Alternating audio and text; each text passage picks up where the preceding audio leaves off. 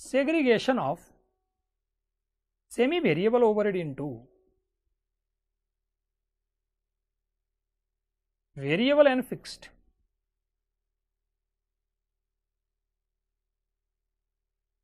यसको टपिकमा methods of segregation थिए। मेथड्स अफ सेग्रिगेसनमा comparison by activity method, comparison by level of activity method, high and low method, analytical method, यी सबै कुराहरू थिए।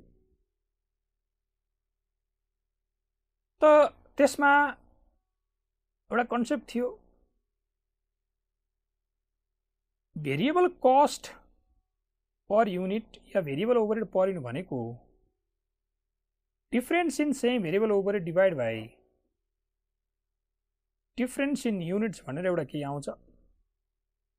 अनि वान्स यो आइसकेपछि देयरफोर टोटल फिक्स कस्ट भनेको total semi variable cost minus total variable cost, total semi variable cost minus त्यो quantity कतिको हो into variable cost per unit. यस्तो गरेर तपाईले टोटल फिक्स कस्ट निकाल्नुहुन्थ्यो कुनै एउटा लेभलमा। यो अलरेडी तपाईहरुलाई थाहा होला यो फर्मुला। अब यसको बारेमा छलफल गरौँ। यो फर्मुला कसरी बन्यो, यसको ब्याकग्राउन्डमा के कस्ता एजम्पसन छन्, यो फर्मुलाको रिक्वायरमेन्ट के हो, यो फर्मुला प्रयोग गरेर कतिखेर पाइन्छ, यी सबै कुराहरू डिस्कस गरौँ पहिला है। त यो सबै छलफल हुनुभन्दा पहिला यहाँ तपाईहरुको भेरिएबल कस्ट भने के हो, फिक्स कस्ट भने के हो, सेम भेरिएबल कस्ट भने के हो, यी पुरा पनि छलफल गरौँ पहिला टुङ्गाइदिउँ मलाई। भेरिएबल कस्टमा नेचर कस्तो हुन्छ भन्दाखेरि चाहिँ variable cost per unit remain same, total variable cost increases if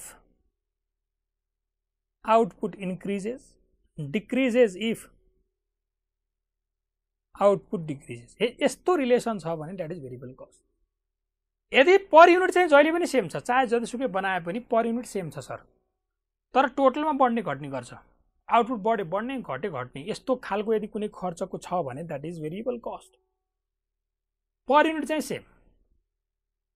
fix कस्टको nature कस्तो हुन्छ भन्दाखेरि चाहिँ फिक्स कस्टको नेचर चाहिँ total fix cost remain same, चाहे जतिसुकै आउटपुट हो, हामीलाई मतलब छैन, टोटल त्यति हुन्छ। तर फिक्स कस्ट पर युनिट चाहिँ बढ्छ इफ आउटपुट डिक्रिजेस र घट्छ इफ आउटपुट इन्क्रिजेस। यो फिक्स कस्टको नेचर हुन्छ। टोटलमा त्यही नै हुन्छ। जस्तै भनौँ न तपाईको एउटा क्लासरुममा मैले पढाइरहेको छु 50 जना विद्यार्थीलाई, 10,000 रुपैयाँ त्यसको भाडा छ।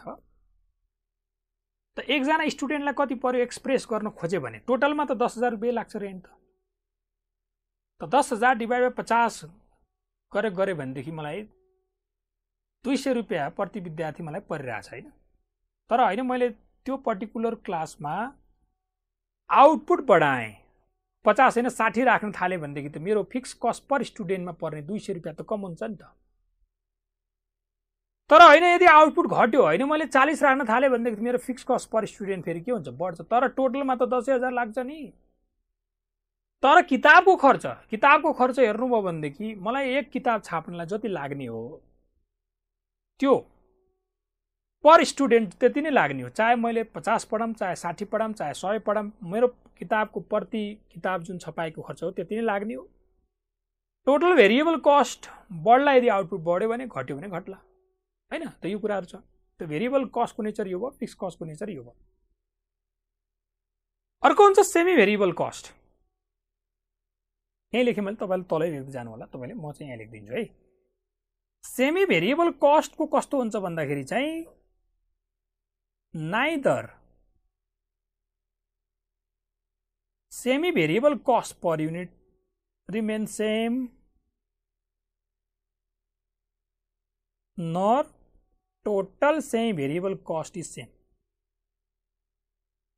न त per unit same न total same, न per unit same न total same, therefore same variable। Semi भेरिएबलमा केही पोर्सन भेरिएबल हुन्छ, केही पोर्सन फिक्स्ड हुन्छ। पर युनिट पनि सेम छैन, फिक्स पनि सेम, टोटलमा पनि सेम छैन सर, टोटलमा पनि सेम छैन, पर युनिट पनि सेम छैन, त्यही भएर सेमी भेरिएबल भयो। जस्तो एउटा एक्जाम्पल लिउँ, एक्जाम्पल एउटा टेलिफोन तपाईले जडान गर्नुभयो, टेलिफोन लाइन तपाईले जडान गर्नुभयो, स्किम के हो भन्दाखेरि चाहिँ पर कल 2 रुपैयाँ लाग्छ प्लस फिक्स 2000 रुपैयाँ प्रति महिना लाग्छ, यो भन्नु। यो स्किममा तपाईले टेलिफोन एउटा जडान गर्नुभयो कि एक कल गरे 2 रुपैयाँ, फिक्स कलै नगरे जे गरे पनि 2000 त लाग्छ नै, र प्रति कल 2 रुपैयाँ पनि लाग्छ, यस्तो भन्नुभयो भनेदेखि चाहिँ कल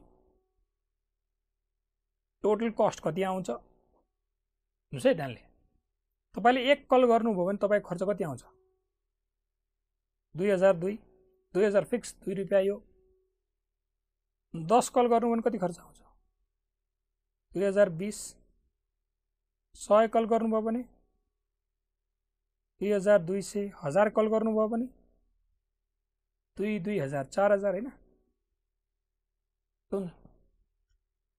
त यहाँनिर यो कस्ट पर कल गर हेरे भने मलाई प्रति कल कति पर्या रहेछ भन्दाखेरि 2002, यहाँ 202, यहाँ 22 र यहाँ 4। त ध्यानले हेर्नुभयो भने न त पर कल सेम न टोटलमा सेम, हेरौँ न ध्यानले, न टोटल सेम न पर युनिट सेम, न भेरिएबल को फीचर न फिक्स को फीचर, देयरफोर के सेमी भेरिएबल। ठिक हो कुरा। अब कुरा के हो भनेदेखि सुन्नुस् है, अब कुरा के हो भने तपाईलाई यो दुईटा डाटा क्वेशनले दिइदिन्छ। Question will give this data, यो दुईटा डाटा दिइदिन्छ and asked to calculate अथवा segregate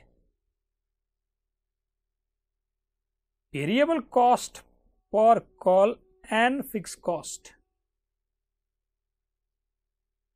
यो 2200 भित्र भेरिएबल कस्ट को पोर्सन कति छ, यही 2 रुपैयाँ, र फिक्स कस्ट कति छ, यो 4000 भित्र भेरिएबल कस्ट पर कल को पोर्सन कति छ, भेरिएबल कस्ट पर कल कति छ, या टोटल भेरिएबल कस्ट कति छ, फिक्स कस्ट कति छ भनेर तपाईलाई सेग्रिगेट गर्न भन्छ। त त्यो बेलामा तपाईले यो फर्मुला प्रयोग गर्नुहुन्छ, जुन अघि मैले यहाँ लेखाएँ यो फर्मुला हेर्नुस् है। त्यो फर्मुला प्रयोग गर्दाखेरि तपाईले भन्नुहुन्छ भेरिएबल कस्ट पर कल भनेको difference in same variable cost भनेको 4000 minus 2200, difference in cost divide by difference in unit भनेको 1000 माइनस 100, त यो गर्दाखेरि ठ्याक्कै तपाईको ₹2 पर कलै आउँछ।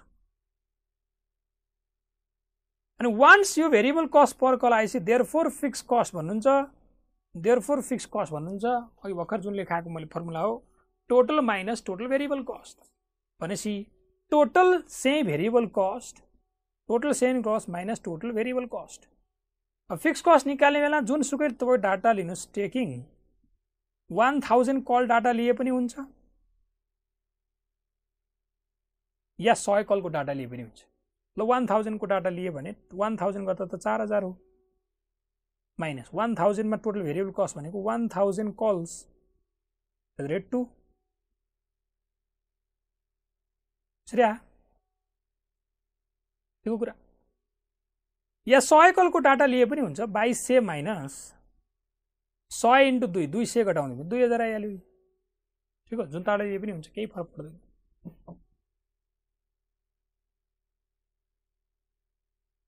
त ध्यानले कुरा बुझ्नुभयो भने यो फर्मुला जुन लागिरहेछ, ध्यानले हेर्नुस्, यो फर्मुला जुन लागिरहेछ, यो फर्मुला कसरी बनेको एकचोटि सोचौँ। एकचोटि यो फर्मुलाको डेरिभेसनको कुरा गरौँ यहाँनिर। अब यसको तलपट्टि लेख्नु त डेरिभेसन, डेरिवेसन अफ फर्मुला। यो फर्मुलाले कसरी सेग्रिगेट गर्दो रहेछ त प्र्याक्टिकली मैले बताइदिएँ। अब अलिकति म्याथमेटिकली बताइदिउँ कि यो फर्मुलाको डेरिवेसन कसरी भयो। त्यसपछि छलफल गरौँला यो फर्मुला पछाडि के रहस्य छन्। Semi variable cost period 1 equal to fix cost period 1 plus variable cost भनेको quantity 1 into variable cost per unit period 1। यो 1 भनेको पिरियड 1 या level 1। Semi variable cost period 2 equal to fix cost period 2 plus quantity period 2 into variable cost per unit period 2। ठिकको कुरा। Semi variable cost भनेको fix cost plus total variable cost. Total variable cost भनेको quantity 1 into variable cost per unit 1। त यसलाई solve गर्नलाई यो fix cost 1 र 2 नभनौँ अरे क्या। त्यसरी नै यो भेरिएबल कस्ट पर युनिट 1 र 2 पनि नभनौँ अरे। यसलाई सल्भ गरौँ अनि अरे। मलाई बताउनुस् प्र्याक्टिकली त पिरियड 1 मा जति फिक्स कस्ट छ पिरियड 2 मा त्यति नै हुन जरुरी छ र।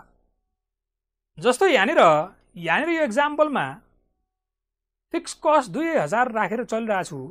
दुईटै पिरियडमा फिक्स कस्ट त्यही हुन जरुरी छ। यो जनवरीमा बोलेको यो फेब्रुअरीमा बोलेको अरे कल। त जनवरीको सट्टामा फेब्रुअरीमा महँगी हुन सक्दैन र fix cost. Variable cost per call change हुन सक्दैन र। तर यदि तपाईले यसलाई सल्भ गर्ने हो भने चेन्ज हुन्न भन्ने मान्नुस्, मतलब दुईटै पिरियडमा सेम छ भन्ने मान्नुस्। त्यसो गर्ने बित्तिकै यो क्यान्सल हुन्छ। Semi variable cost 1 minus semi variable cost 2 equal to यहाँ variable cost per unit common राख्नुस्। क्वान्टिटी 1 माइनस क्वान्टिटी 2 यता गएर यता क्वान्टिटी 1 माइनस क्वान्टिटी 2 भयो, यता भाग भयो। त कन्सेप्ट क्या है for variable cost per unit equal to difference in same variable cost divide by difference in. यसरी बनेको यो फर्मुला। ध्यानले कुरा बुझ्नुहोस्। यो फर्मुलाको पछाडि हेर्नु त कति रिक्वायरमेन्ट रहेछ, कति एजम्पसन रहेछ कि दुईटै पिरियडमा फिक्स कस्ट सेम र variable cost per unit same भए मात्रै यो फर्मुला लाउन मिल्छ। अदरवाइज यो फर्मुलाले सेग्रिगेट गर्दैन। भनेपछि मैले भने to requirement assumption behind this formula. Okay, both fixed cost and variable cost per unit in both period, both label are same. अथवा should be same. यो भयो भने मात्र यो फर्मुलाले सेग्रिगेट गर्छ। र अर्को कुरा पनि हेर्नुस्, अर्को महत्त्वपूर्ण कुरा। यहाँनिर जुन मैले स्किम भने नि हेर, यहाँनिर 2 रुपैयाँ प्रति कल र 2000 रुपैयाँ फिक्स्ड। यो बाहेक पनि अरु धेरै एक्जाम्पल तपाईको दिमागमा आउन सक्छ। जस्तो तपाईले यस्तो भन्न सक्नुहुन्छ 2000 रुपैयाँ तिर्यो, त्यसले चाहिँ तपाईको 100 कलसम्म फ्री। 2000 ले 100 कल नभनौं ल, मानौ न 1000 कलसम्म फ्री। त्यसपछि चाहिँ प्रति कल 3 रुपैयाँ, त्यसपछि 1 रुपैयाँ। यस्तो हुन सक्दैन र? हुन सक्छ नि। भनेको भेरिएबल कस्ट लाग्दैन सुरुमा 2000 रुपैयाँ तिरेपछि त्यसले तपाईको 1000 कलसम्म फ्री हुन्छ। त्यसपछि 1000 कल भन्दा माथि लायो भनेदेखि चाहिँ ल तपाईलाई 1 रुपैयाँ प्रति कल। यस्तो वाला स्किम। या यस्तो पनि हुन सक्छ कि पहिलो 500 कलसम्म यो रेट, त्यसपछिको नेक्स्ट 500 मा यो कल यो रेट। यस्तो पनि हुन सक्छ। या पर कल 2 रुपैयाँ, 1000 कलसम्म 1000 भन्दा माथि गरे फेरि 1.5 रुपैयाँ, त्यो भन्दा माथि बोले फेरि 1 रुपैयाँ। यस्तो पनि हुन सक्छ। हेर्नुस्, there can be numerous number of example तपाईले ड्राफ्ट गर्न सक्नुहुन्छ जसमा यो न टोटल सेम न पर कल सेम, न टोटल सेम न पर कल सेम हुने बित्तिकै सेम भेरिएबल हो। हुन त किनकि भेरिएबल हुनलाई सबैमा पर कल सेम हुनु पर्यो, टोटल बढ्ने घट्ने हुन्छ। फिक्स हुनलाई टोटलमा सेम हुनु पर्यो, पर युनिट बढ्ने घट्ने हुन्छ। बाँकी यो भन्दा बाहेक जे जे साथै सबै त्यो सेम भेरिएबल हो। तर सबै सेमी भेरिएबललाई सेग्रिगेट गर्ने फर्मुला होइन यो कुरा एकदम बुझ्नु पर्यो। हेर्नुहोस्, यो फर्मुलाको लिमिटेसन एकदमै छ। यो फर्मुलाले सेग्रिगेट गर्ने कस्तो खालको सेमी भेरिएबल कस्टलाई हो त भन्दाखेरि यस्तो सेमी भेरिएबल कस्ट जुन सुरुबाटै फर्स्ट युनिटबाटै भेरिएबल छ र त्यो अनन्तसम्म भेरिएबल रहन्छ, 2 रुपियाँ 2 नै हुन्छ, अलि पछि गएर डेढ हुन्छ भने पनि फेरि अर्को स्किम हुन्छ। यो होइन, यो फर्मुलाले सेग्रिगेट गर्दैन त्यस्तालाई, र फिक्स पनि सुरुबाटै हुन्छ र त्यो अनन्तसम्म त्यति नै हुन्छ। फर्स्ट युनिटबाटै भेरिएबल कस्ट छ पर कल, फिक्स कस्ट पनि छ, त्यो सधैँ त्यति नै रहन्छ भने मात्रै त्यस्तो खालको सेमी भेरिएबल कस्टलाई सेग्रिगेट गर्ने फर्मुला हो। अदर देन द्याट यसले फर्मुलाले सेग्रिगेट गर्दैन। हेर्नुहोस्, ठिक कुरा। बाँकी धेरै खालका खर्चहरू छन्, सेमी फिक्स धेरै खालका स्टेप टाइपका खर्चहरू छन् होइन, ती सबै पछि बिस्तारै म पढाउँछु। अहिले जस्ट यति मात्र भनिदिएँ कि मैले यी दुईटा भेरिएबल र फिक्स बाहेक, यी दुईटा स्किम बाहेक अरू जे आउँछ त्यो सबै सेमी भेरिएबल हो। त्यसमध्ये पनि खालि यस्तो खालकोलाई मात्रै सेग्रिगेट गर्ने फर्मुला हो। यहाँ लेख्नुहोस्, this formula cannot segregate all type of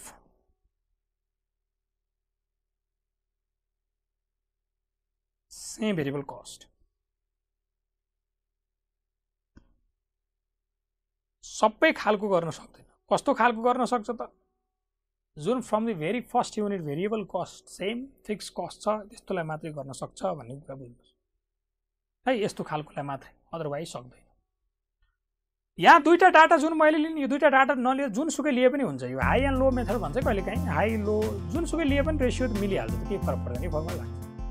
Hey guys, we hope this video was useful for you, and if you want to watch more videos like this one, please like and subscribe to our channel now. Also, you can download our app on Google Play as well as App Store. We wish you all the best for your upcoming examinations. Thank you. Have a good day.